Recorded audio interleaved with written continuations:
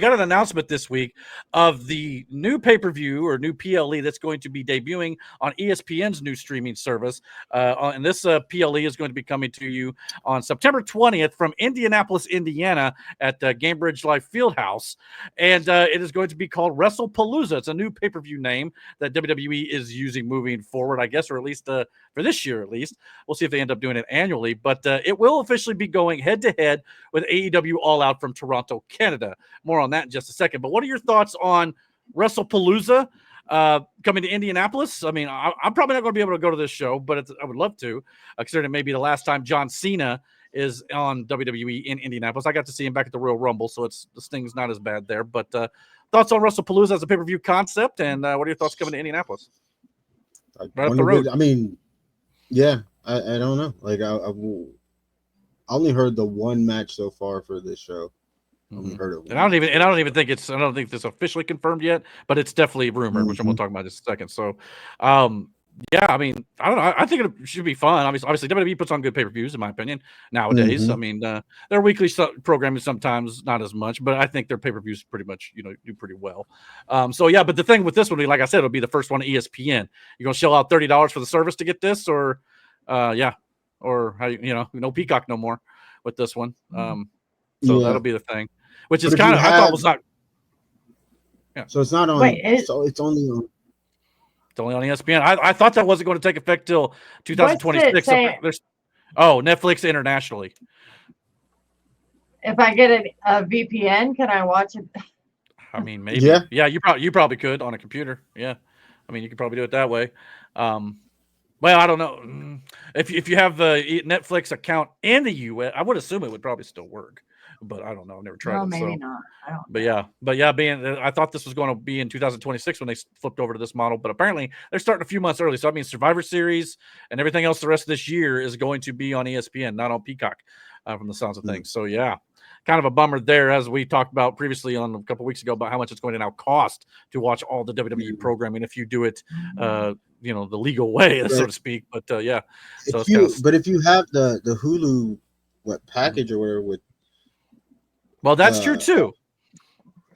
The reports were saying that if you own a cable service of any kind, Hulu, YouTube TV, that if you pay for ESPN on that service, you should be able to watch these for free with that service. So, assuming you have the ESPN package. So, if that's the case, it might not be as bad as some are thinking. But not everybody has that. I guess if not, you can buy the app. So, that is that option. I do know if you have the Hulu and Disney Plus, I think you get ESPN with it. There are bundles. I'm not sure how that's going to work with the new streaming, but yeah, if that's the case, you might not have to worry about it. So it might not be as bad as some people are making it out to be when it comes to cost. We'll have to wait and see how that all plays out. Mike did say in the chat, this ESPN PLE thing has me all confused. I have Hulu with live TV, so does that mean I can see the PLEs at no extra cost? If you have ESPN through Hulu, I think you won't have to have any extra cost. I think. But if not, you may have to pay extra. Some idiot fan of yours has a birthday 10 days after that, entering the last year of their 40s. But anyways, winky face, he said. But I think I heard that was that WWE reached their quota on PLEs. They had to meet with Peacock, thanks to all the ones they had. So, okay, that may be the reason why they ended up doing it early. So that makes some sense, actually, contractually. So ESPN is going to get a jump on it. So good on them there. Now, this next part of the show, not trying to ruffle any feathers, but let me get through this before you kind of give your opinion on this now, because I know this has kind of been a bit of a contention in the past between us a little bit, and I don't disagree with what you have to say on it. But this is part of the news, so I got to report it, right? So yeah, as I mentioned, it'll go head to head with AEW All Out. Whether you think it's a bit petty or underhanded, WWE has been heavily counter programming AEW as of late. Wrestlepalooza is the latest in this sequence, with WWE looking to put Brock Lesnar versus Cena on that show in Indianapolis. I think that's the show or the match that Brandon was alluding to there for that show.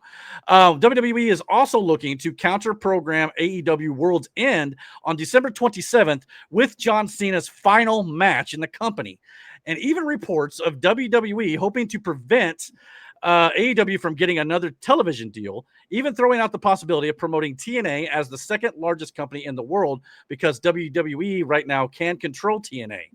TNA Could even soon move to Wednesday nights, as a matter of fact, according to reports, to directly compete with AEW Dynamite. But if they were to make that move, WWE may inadvertently kill their TNA partner. So why is WWE doing this? Reports state that Raw last week earned about 902,000 viewers live and same day on Netflix. Remember, Raw is no longer on cable TV to get that extra cable bump. Dynamite is averaging 1.2 million viewers on TBS and Max combined. So as of right now, AEW Dynamite is now officially beating Raw and rivaling SmackDown in the overall viewerships. So that, I think, is why WWE is starting to do this little bit of a stronger push here. Now, healthy competition makes for better programming, as we've talked about here on the channel. I think we can all agree there. I say bring it on at this point. Tony Khan had even recently had some thoughts in regards to WWE's counter programming, and he basically was talking like, we're going to do us, we're going to focus on our product, we're going to do, and that's the right answer to say. And that's what any good company should probably do, in my opinion. So let's just remember this as we enter into this wrestling war, and it continues to heat up as it is. Tony Khan did not fire the first shot here. Triple H actually did when he called them a pissant t-shirt company at one of the, I think, the DX Hall of Fame induction ceremony, right? Tony Khan, he's never counter-programmed WWE with his pay-per-views. WWE is now counter-programming AEW pay-per-views. Tony Khan wanted to work with WWE when AEW began back in 2019, but WWE didn't want to play ball with AEW at the time. Tony Khan also allowed Billy Gunn to attend his Hall of Fame with DX, where Triple H fired that first comment. He also allowed Big Show and Chris Jericho to make an appearance in a video congratulating John Cena on his 20 years a couple of years ago. He also allowed Chris Jericho to appear on the Stone Cold Steve Austin podcast to talk about AEW. Tony Khan has tried to work with WWE, but WWE doesn't, or they want to be in control of the wrestling business. WWE bought AAA recently. WWE is also in control of TNA right now and may even purchase TNA in the future. AEW, on the other hand, has a partnership with New Japan Pro Wrestling and CMLL. They don't own either company. AEW did purchase Ring of Honor because Ring of Honor was going out of business anyway, so why not use it as a developmental brand for their future stars? Tony Khan could also have always put Collision, their Saturday show, permanently on Thursday to snuff out TNA, but they chose not to. To be clear, I love both companies, and I think everybody here can probably agree with that. But WWE is trying to put AEW out of business. It's pretty clear.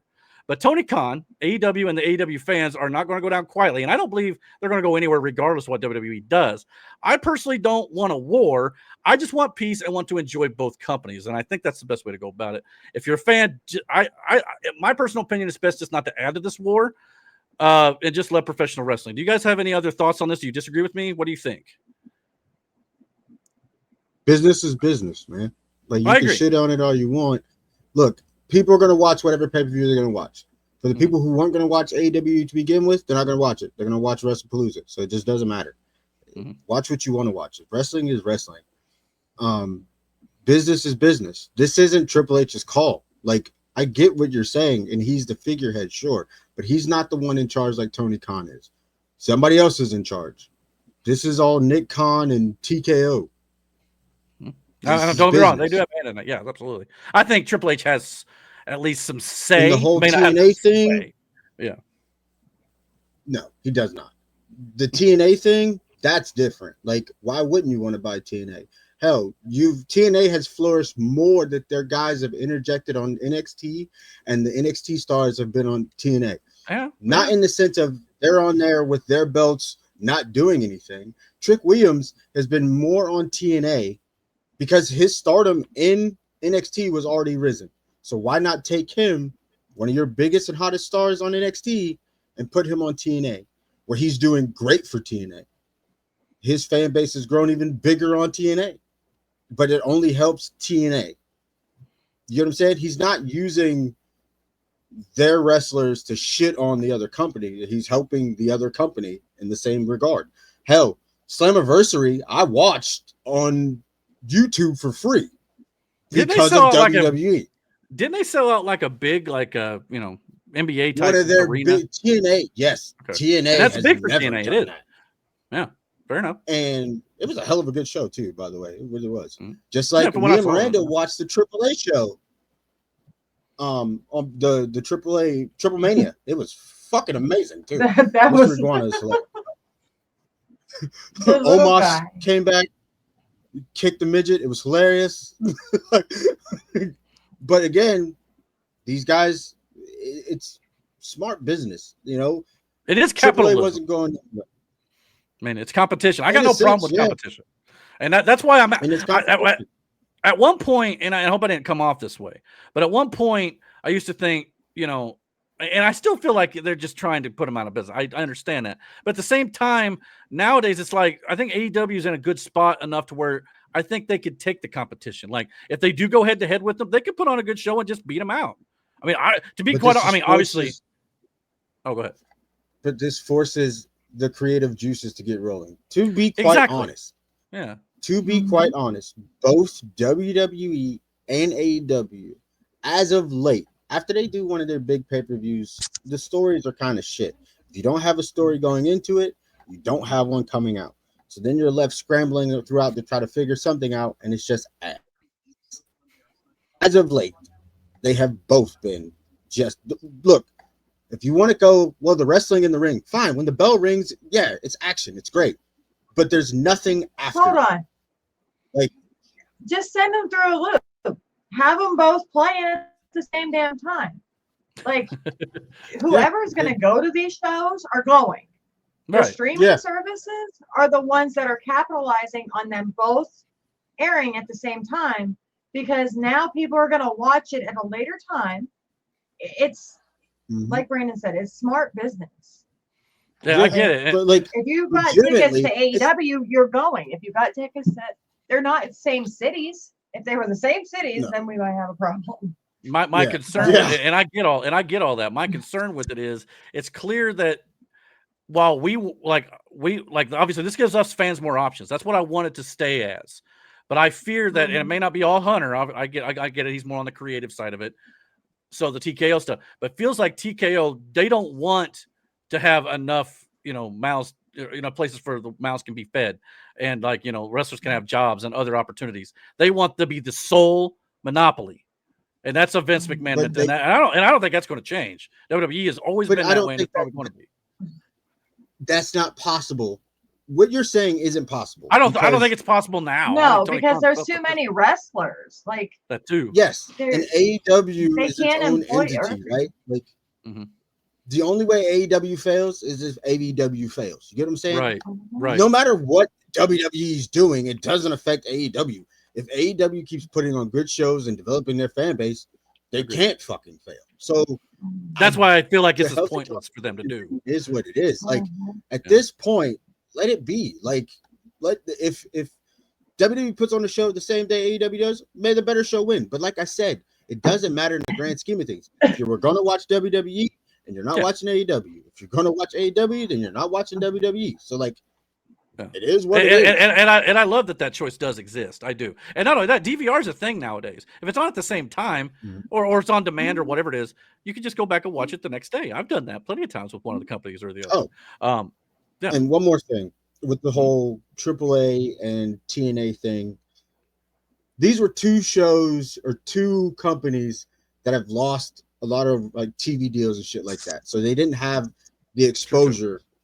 But WWE definitely at this got point, more exposure. Every fucking layer. So like all this is doing is giving those fans of those companies more exposure to where they can watch their shows more widely, and it gives people the opportunity to see these things like who normally can't see them. Like I said, you know how long it's been since I watched a TNA pay-per-view? It's been fucking years. Like since Kurt Angle and the Main Event Mafia was in TNA, which was a long time ago. Like they still had 6 sides in their ring when I was watching. And like watching Slammiversary, it reminded me of like, man, TNA may have not been the best even when it was at its best, but it was damn good to watch. You know what I mean? And I never really got to watch a AAA one in English any fucking way. I don't speak Spanish. So to get one with actual English commentary, fucking dope. All right. That wrestling is crazy work. I would love, here's the thing. I would love for AEW to do the same thing since they already have the partnership with New Japan. There were things in New Japan that I fucking love to watch, and yet can't because I don't speak Japanese and I'm not navigating the website. That's why I'm glad they've come over to AEW, like for Forbidden Door and things like that. So that's great. They're coming over. But like Forbidden Door, I get what you're saying. AEW's gone over there too, though. It's not the same. Yes, but again, it's in Japanese. Like you got to go to a third-party website to watch it. That's why I usually just watch them here. You know, if they go there, I'll just catch up when they remind me what happened. But to your point though, like in AAA's case, I never would have known about a guy named Iguana had it not been for the WWE, AEW, or AAA acquisition. So I am glad that they're getting exposure. By the way, yeah, who knew? Yeah. Well, the little iguana thing is just it's growing on me. I'm not gonna lie to you, but it's hilarious. Did you see Finn Balor pull out the demon puppet? By the way, at Triple Mania, I laughed so hard when he pulled that puppet out. I said, "No shot." I mean. But it was hilarious. Everybody wants to say it's stupid, but it's no different than like Mr. Sacco or the Cobra. I mean, I think it's a little unfair. But I mean, I just want both companies to succeed. And to your point though, to take us into the AEW portion of this here, Forbidden Door, but apparently it's sold out. They don't even have tickets available on Ticketmaster anymore. So to your point, AEW is self-sufficient enough now to where. I agree with you 100% on this. No matter what WWE does, I don't think it's going to affect AEW. Like you said, if AEW fails, it's on them. They did not focus on themselves. I just wish WWE would stop this and focus on themselves more. And part of this could be that, but it definitely feels like it's more than just WWE focusing on themselves. And it doesn't need to be that way. Unless they legitimately feel threatened because of the Raw rating, which I don't think Raw has to feel that way. You can get another deal where you're back on the cable, get that cable bump a little more, and not just rely on the Netflix. That's kind of your own doing. You chose to go to Netflix. So, and now it's not working out. So we'll see how that ends up going with their ratings. But in my opinion, I think both companies will be successful. Thank you for checking out this clip from the Dragon's Den podcast. If you like what you saw here, please consider checking out our full podcast on Saturday nights at 9:30 p.m. Eastern Standard Time. Don't forget to follow, comment, like, and subscribe. And until our next video, guys, take care and God bless.